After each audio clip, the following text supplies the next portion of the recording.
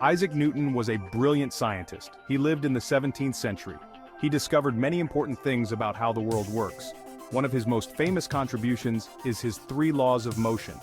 These laws explain how objects move and interact with forces. Newton's laws of motion are fundamental. They form the basis of classical mechanics. This means they help us understand everything from falling apples to rocket launches. Even if you are not a scientist, knowing these laws can be very useful. They help explain everyday phenomena in simple terms. Understanding these laws can be fun and easy. We will use real-world examples to make them clear. By the end of this essay, you will see how these laws apply to your daily life. So, let's dive into the world of motion. We will start with Newton's first law, also known as the law of inertia. Ready? Let's go. Newton's first law is all about inertia. Inertia is the tendency of an object to stay at rest or keep moving unless acted upon by an external force. Simply put, things like to keep doing what they're already doing. If something is still, it will stay still. If it's moving, it will keep moving. Imagine a ball lying on the ground. It won't move unless you kick it. This is because of inertia. The ball wants to stay at rest. Now if you kick the ball, it starts rolling. It will keep rolling until something stops it, like friction or another obstacle. Friction is an external force. It acts against the motion of the ball. When the ball rolls on the ground, friction slows it down. Eventually, the ball stops. Without friction, the ball would keep rolling forever.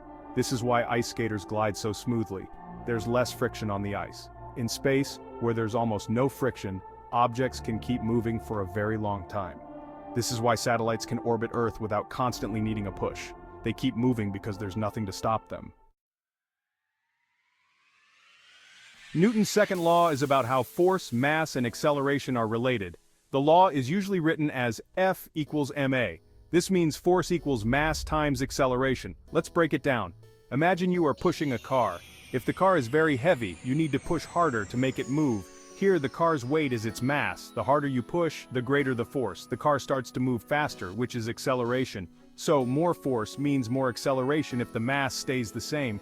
Now, if you push a toy car with the same force, it accelerates much faster. This is because the toy car has less mass. So with the same force, a lighter object accelerates more. This shows how force, mass, and acceleration are connected. In real life, this law helps us design vehicles.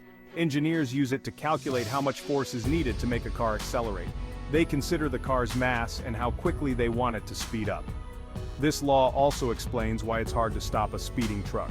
A truck has a lot of mass. To stop it, you need a lot of force. This is why brakes are so important in heavy vehicles. They provide the necessary force to slow down or stop the truck.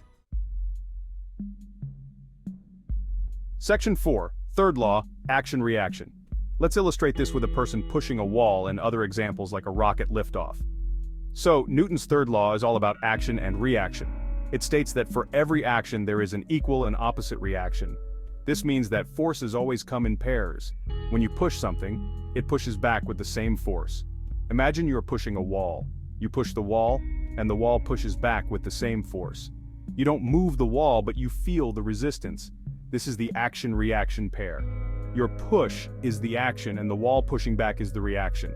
Another great example is a rocket launch. When a rocket fires its engines, it pushes gases downward. The gases push the rocket upward with an equal and opposite force. This is how rockets lift off and travel into space. This law is also why you move backward when you jump off a boat.